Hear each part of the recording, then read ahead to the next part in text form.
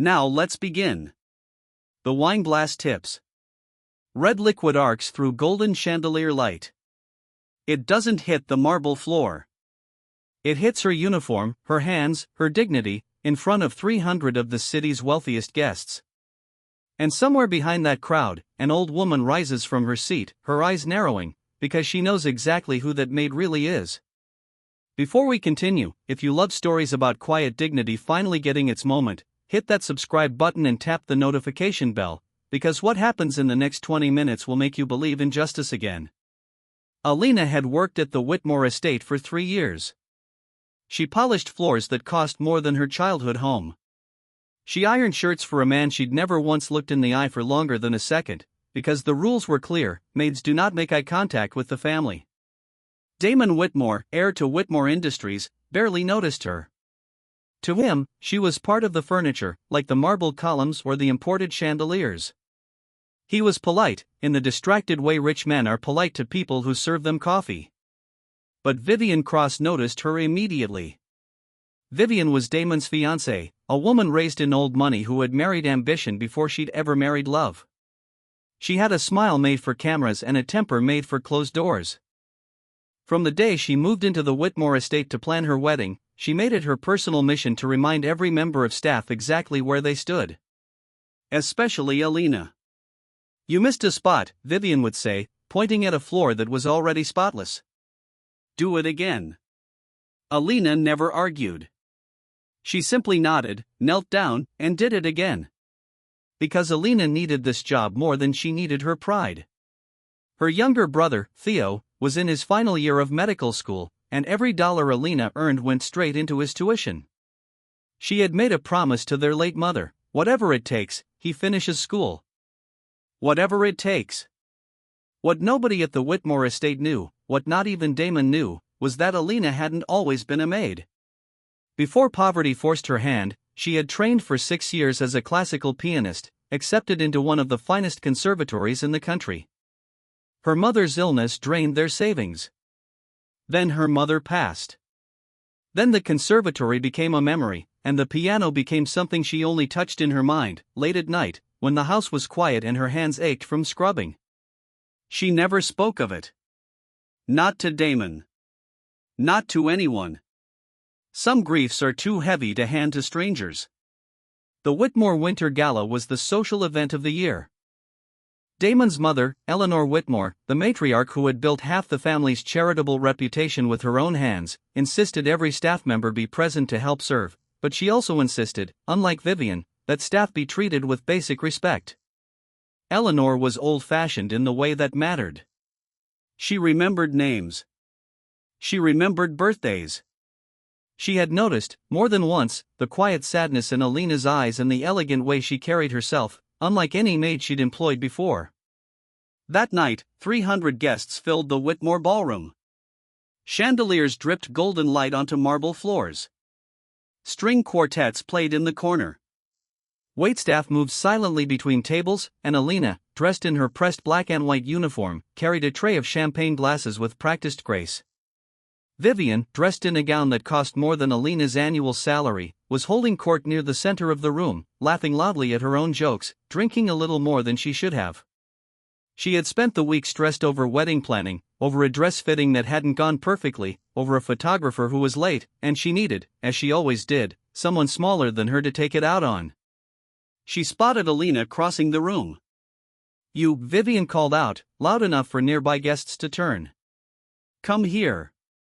Alina approached, tray steady in her hands. "Yes, Miss Cross?" "I asked for the champagne to be chilled to exactly 4 degrees. This is warm." Vivian picked up a glass, swirled it, sniffed it dramatically for the small audience that had begun to gather. "Honestly, do they not train you people properly?" A few guests chuckled awkwardly. Others looked away, uncomfortable. Alina kept her eyes down. "I apologize, Miss Cross. I'll have it corrected immediately." "No," Vivian said, her voice rising, a cruel little smile forming. "I don't think apologies fix incompetence." And then, in front of the entire ballroom, in front of photographers hired to capture the elegant Whitmore Gala for the society pages, Vivian Cross lifted her glass of red wine and poured it, slowly, deliberately, over Alina's uniform, over her hands, some of it splashing onto her shoes. The room went silent. Even the string quartet faltered mid-note. Alina stood frozen, wine dripping from her sleeves, staining the white apron she had ironed herself that morning. Her cheeks burned red, not from anger, but from humiliation so deep it felt like drowning.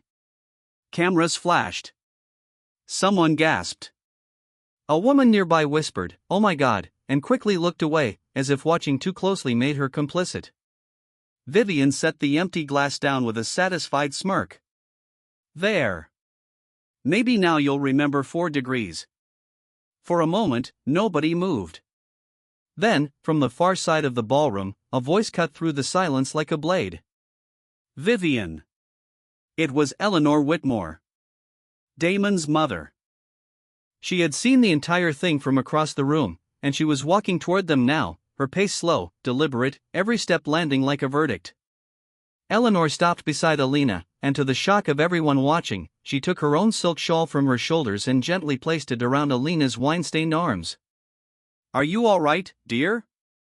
Eleanor asked softly, her voice full of a warmth that hadn't been directed at Vivian in months.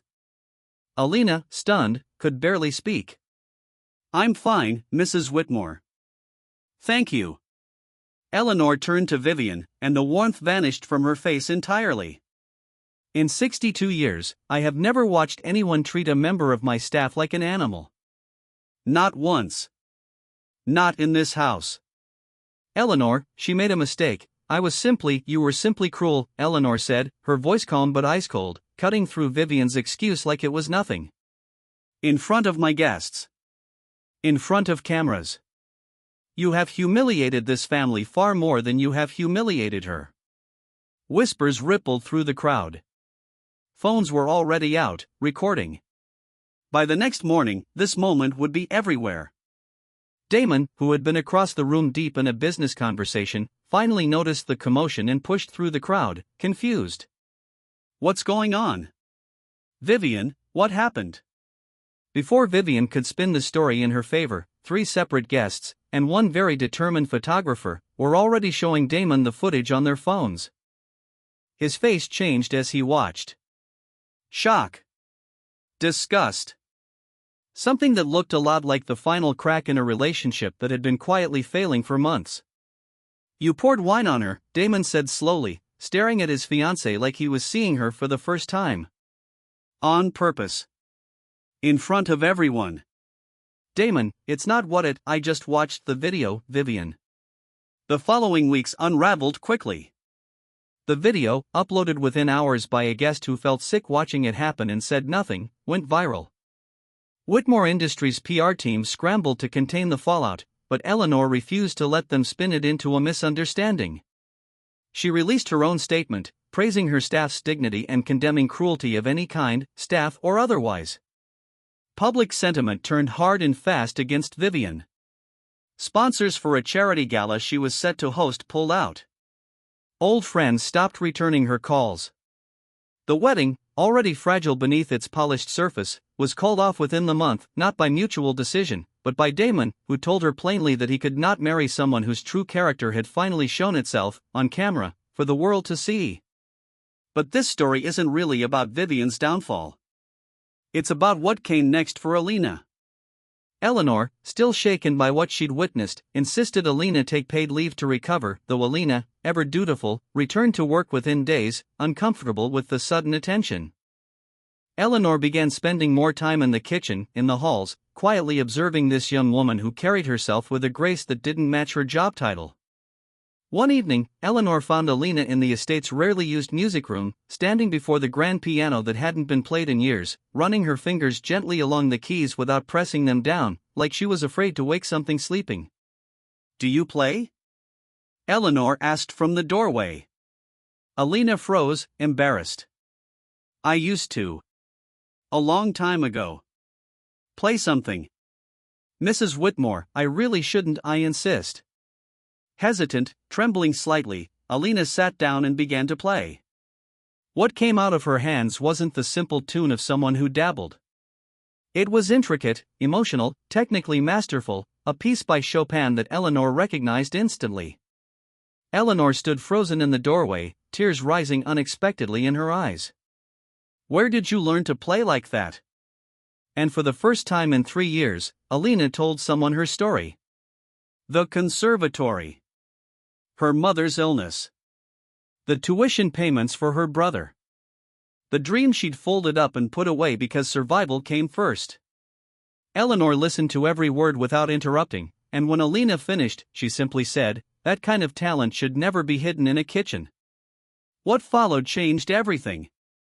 Eleanor, who sat on the board of the very conservatory Alina had once attended, personally arranged for her to audition again, pulling strings quietly, without fanfare, the way people with real power often do their best work. She covered Theo's remaining tuition herself, calling it an investment in the future of this family, though everyone understood what she truly meant. Damon, humbled by everything that had unfolded, and increasingly aware of how blind he'd been to the quiet strength of the woman who'd served his household for 3 years without complaint, began spending time with Alina in a way that had nothing to do with staff duties. Conversations over coffee. Questions about her music. An apology, sincere and overdue, for every moment he had failed to see her as a person rather than a role. 3 months later, Alina played her first public performance in 6 years, a small conservatory recital, but the room was filled with people who mattered to her: Theo, freshly accepted into his residency program, Eleanor, seated proudly in the front row, and Damon, watching from the back with an expression that had nothing to do with pity and everything to do with quiet admiration.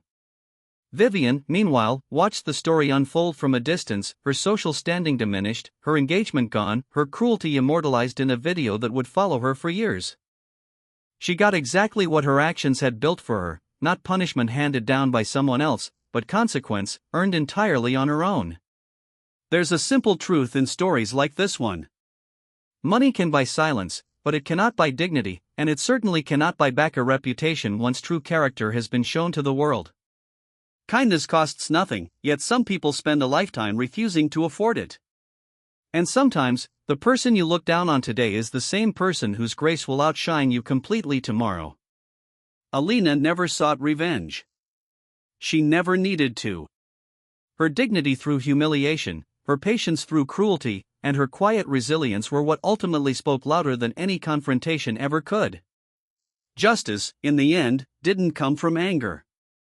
It came from truth finally being seen. If this story moved you, if you believe kindness and quiet strength deserve to be seen and rewarded, give this video a like, drop a comment telling us what part hit you hardest, and subscribe for more stories like this one every week.